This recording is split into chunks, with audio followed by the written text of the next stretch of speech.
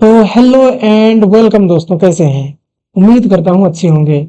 आप सभी दोस्तों का आपके ही चैनल में आपका ये भाई फिर से एक बार तहे दिल से स्वागत करता है। तो जैसा कि आप स्क्रीन पर देख पा रहे हैं दोस्तों कि लिखा हुआ है आर्के बैक्टीरिया। क्या होता है आर्के बैक्टीरिया, कैसा होता है आर्के बैक्टीरिया, किन हैबिटेट्स में पाया जाता है आर्के बैक्टीरिया, किस प्रकार का बैक्टीरिया होता है आर्के बैक्टीरिया।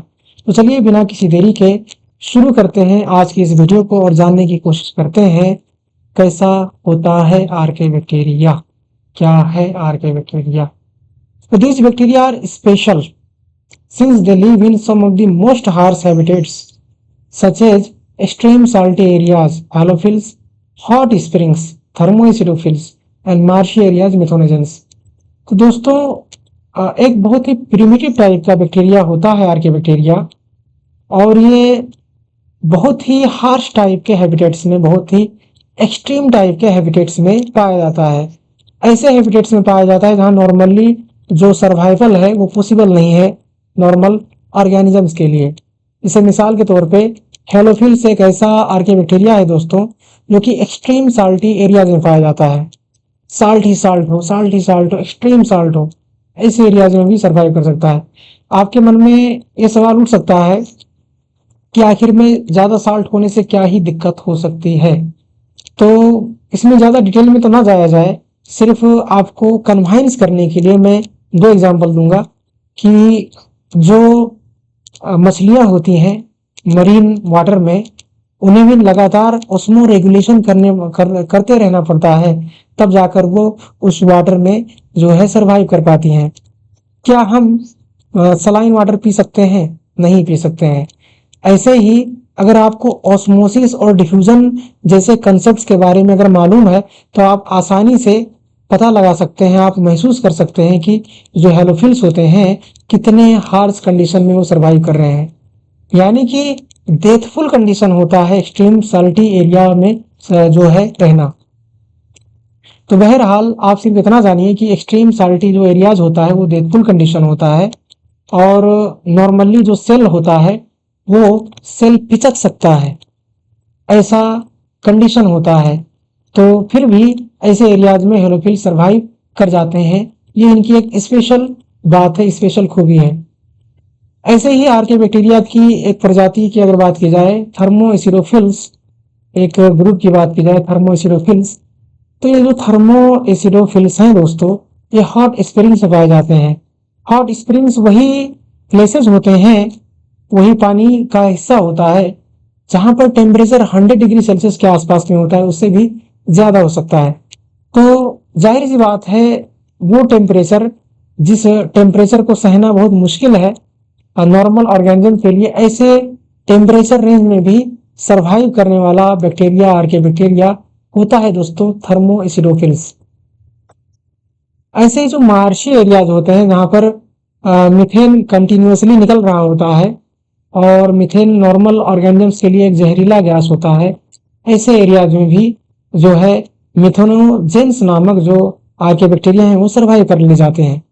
तो आप यहाँ से देख सकते हैं कितने स्पेशल टाइप के बैक्टीरिया होते हैं आर्के बैक्टीरिया, जो कि special in case harsh habitats, most harsh habitats, extreme habitats में भी सर्वाइव कर जाना। Archaea bacteria differ from other bacteria in having a different cell wall structure, and this feature is responsible for their survival in extreme conditions। तो दोस्तों ये चीज जानने के बाद कि आर्किया बैक्टीरिया स्पेशल हैं इन्हें इस हिसाब से कि वो बहुत ही हार्श हैबिटेट्स में भी सर्वाइव कर पाते हैं, आपके मन में ये सवाल जरूर उठता है कि आखिर में ऐसी कौन सी खूबी है इनके अंदर जो कि इन्हें जो है ऐसे हैबिटेट्स में रहने में मदद करती है, सर्वाइवल इनका जो है पॉसिबल करती है।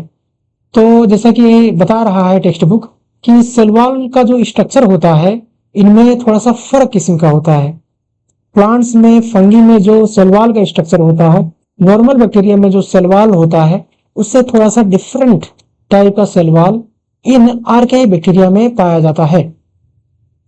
अच्छा, दिस फीचर, और यही फीचर है कि ये इसी की वजह से ही जो है ये जो है एक्सट्रीम कंडीशन में सरवाइव कर पाते हैं। जाहिर सी बात है अगर बाहर एक कवरिंग है तो अंदर प्रोटेक्शन तो रहेगा ही।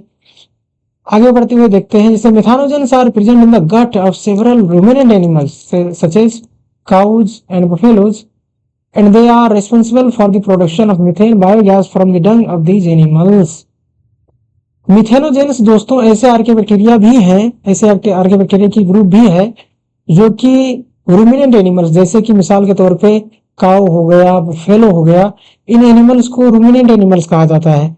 इन एनिमल्स के गट में, पेट में जो है क्या पाया जाता है, इनके पेट में मिथेनोजेंस मौजूद होते हैं और वे जो है जिम्मेवार होते हैं किस चीज के लिए, बायोगैस, मिथेन के प्रोडक्शन के लिए। किस चीज से, डंग से ली, डंग से, गोबर से। आपने नॉर्मली इस चीज को, इस कंसेप्ट को जरूर सुना ही होगा दोस्तों। क्या कंसेप्ट, गोबर गैस लाइट वाला कंसेप्ट। तो गोबर गैस वाला कंसेप्ट या फिर गोबर गैस लाइट वाला कंसेप्ट, तो इसमें क्या होता है कि जो गोबर गैस है, गोबर गैस से गैस बनाया जाता है जिसको कुकिंग के लिए इस्तेमाल किया जा सकता है। साथ ही साथ जो है कुछ मात्रा में लाइट को जलाने के लिए भी इस्तेमाल कर सकते हैं। तो दोस्तों इसमें यही जो डंग होता है, जो गोबर होता है, उसमें ही मिथेनोजेन बैक्टीरिया होते हैं जो कि उसके गट के साथ साथ डंग में पहुंचते हैं। ये वही बैक्टीरिया होते हैं जो कि उस डंग से क्या बनाते हैं, मिथेन गैस बनाते रहते हैं और इसी मिथेन गैस को कलेक्ट कर लिया जाता है जो कि फ्यूल के तौर पे इस्तेमाल किया जाता है, या फिर इसमें कुछ चीजें ऐड घटाकर जो है इसे एक बैटरी के तौर पे बनाया जा सकता है, जिससे आप जो है सेल के तौर पे इस्तेमाल कर सकते हैं और लाइट को जलाने के लिए, बल्ब को बारने के लिए भी आप, बालने के लिए भी आप इस चीज को इस्तेमाल कर सकते हैं। तो उम्मीद करता हूँ दोस्तों आज का ये जो वीडियो था का आपको काफी इंटरेस्टिंग लगा होगा। अगर आपको आज का वीडियो समझ में आया है, अगर इसमें से 80% भी चीजें आपको समझ में आई हैं, तो जरूर इस वीडियो को आप लाइक कर दीजिए दोस्तों। और ऐसी और वीडियोस देखते रहने के लिए ऐसे और वीडियोस देखते रहने के लिए हमारे इस चैनल को भी आप सब्सक्राइब कर सकते हैं, अपने दोस्तों में भी इसे आगे बढ़ा सकते हैं। तो आज के लिए इतना ही, थैंक यू।